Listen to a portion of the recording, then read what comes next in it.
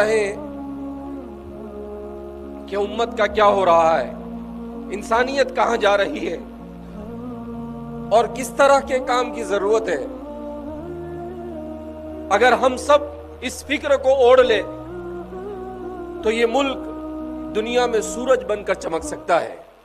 اپنے والد آج آئی سی یو میں زیر علاج ہیں اور یہ نوجوان عالم دین ماشاءاللہ گاؤں گاؤں بھٹکتے ہوئے امت کو جگا رہا ہے کہ جاگو نوجوانوں، پکڑ لو کتابوں، کامیاب ہو جاؤ۔ یہ میرے والد کا خواب ہے، یہ میری والد کی آواز ہے، کتابوں کو پکڑ لو، سکولز میں آنے لگو۔ یہ آواز ہے مولانا غلام بستانوی صاحب کی۔ آئی سی یو کے بیڈ پر آج صبح 11 بجے فون کر کے اپنے نوجوان بیٹے سے ایک والد پوچھتے ہیں کہ بیٹے آپ پہنچے کہ نہیں پہنچے ہیں۔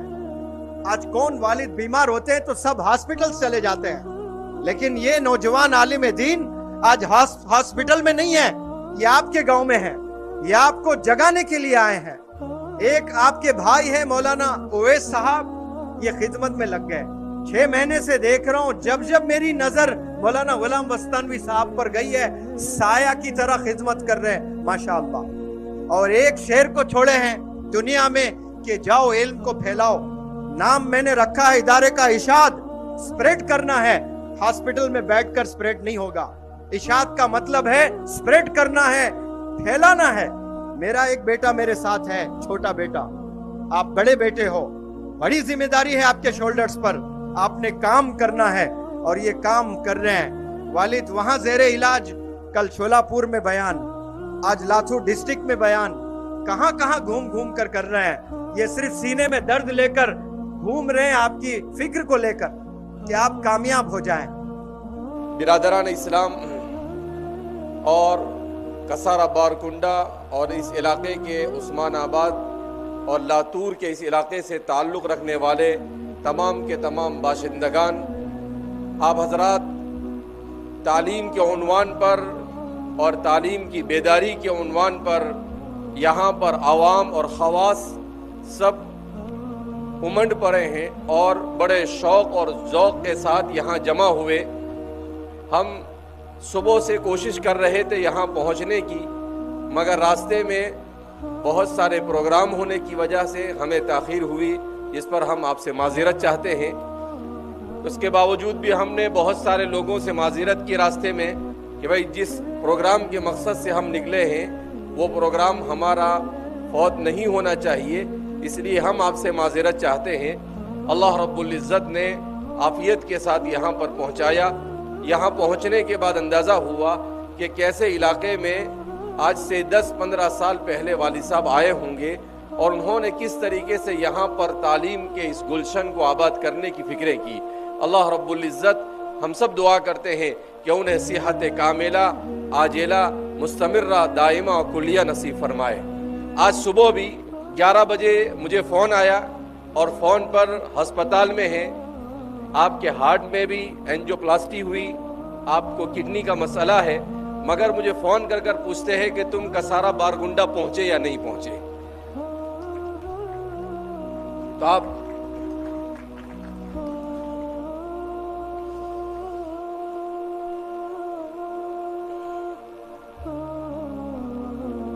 اندازہ لگا سکتے ہیں کہ اس شخص کے دل میں انسانیت کا کتنا درد ہے۔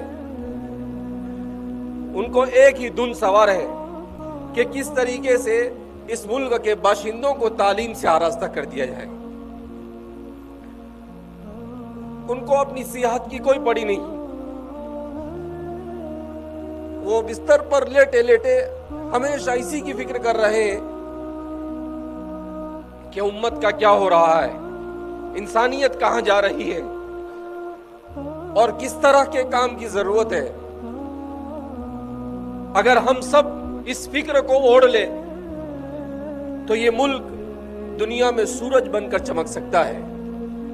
میرے بھائیو، دوستو اور بزرگوں، آج اس دنیا میں 800 کروڑ انسان ہے، مگر اس دنیا میں درد رکھنے والے دل نہیں ہیں۔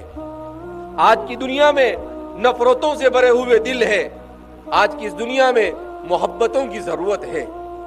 دنیا کا کوئی مذہب، دنیا کا کوئی کانسٹیٹیوشن، दुनिया का कोई दस्तूर और दुनिया का कोई कानून नफरत नहीं सिखाता है। दुनिया का हर मजहब इंसान को इंसान के साथ मोहब्बत करने का सबक सिखाता है। दुनिया का हर कानून, चाहे वो कैसा ही गया गुजरा कानून हो, मगर किसी कानून में ऐसा नहीं लिखा है कि एक दूसरे के साथ नफरत की जाए। हर कानून ये सिखाता है कि सबको आपस में मोहब्बत के साथ अल्लाह की जमीन के ऊपर रहना है। हम सब एक माँ बाप की औलाद है। कुरान करीम की जो आयत करीमा मैंने आप हजरात के सामने तिलावत की, वो यही कहती है। आज का इंसान परेशान है, वो ये मालूम करना चाहता है कि आखिर इस दुनिया में इंसान कैसे आया, इस दुनिया में इंसान क्यों आया और इस दुनिया में इंसान को कैसे जिंदगी गुजारनी चाहिए।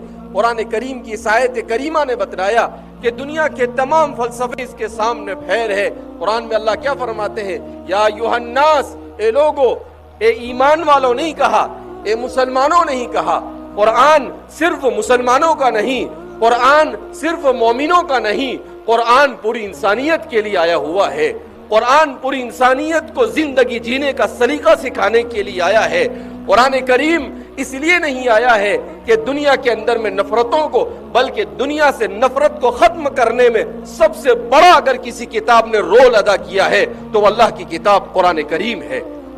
कुरान करीम की जो आयत करीमा मैंने आपके सामने पढ़ी, वो एक इतने अजीम फलसफे को बयान कर रही है। क्या फलसफा है? आज स्कूल में हमारे बच्चे पढ़ते हैं, कॉलेजों में पढ़ते हैं, और जगह जगह पर इंसान सोचता है कि इंसान इस धरती पर कैसे आया।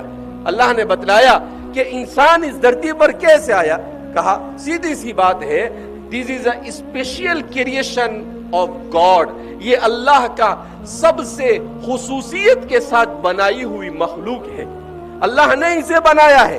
कुरान करीम उसी को कहता है, या अय्युहन्नास, ए लोगो, इत्तकू रब्बकुमुल्लज़ी खलक़कुम, तुम डरो अपने उस परवरदिगार से, अल्लज़ी खलक़कुम मिन नफ्सिन वाहिदा, जिसने तुम्हें एक नफ्स से पैदा किया।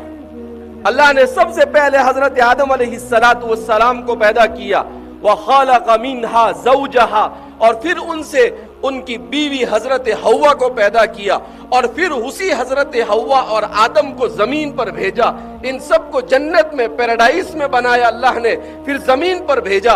वो जमीन पर आए, वबस्स मिनहुमा रिजालन कसीरन व निसाअ, कुरान में अल्लाह ऐलान करता है। और फिर उन दोनों के जरिए से इस जमीन पर इंसानों की आबादी शुरू हुई। और आज 2023 में जब हम यहाँ पर खड़े हुए हैं, तो अल्लाह की जमीन पर उन दो आदमियों ने जिस गुलशन को अल्लाह ने जिनके जरिए से आबाद किया था, 800 करोड़ इंसान है, और इन सब का डीएनए, इन सब का रिश्ता उसी आदम और हव्वा से जाकर मिलता है। हम आज दुनिया में एक दूसरे से नफरत कर रहे हैं। क्यों नफरत कर रहे हैं? मेरा, आपका, चाहे वो मुसलमान हो, चाहे वो हिंदू हो, चाहे वो सिख हो, चाहे वो ईसाई हो, चाहे वो मर्द हो, चाहे वो औरत हो, चाहे वो किसी खानदान से ताल्लुक रखते हो, सबका ताल्लुक एक ही माँ बाप से है, और वो है आदम और हव्वा अलैहिस्सलातु वस्सलाम। क्या एक माँ बाप की औलाद होने के बाद भी झगड़ा कर सकते हैं?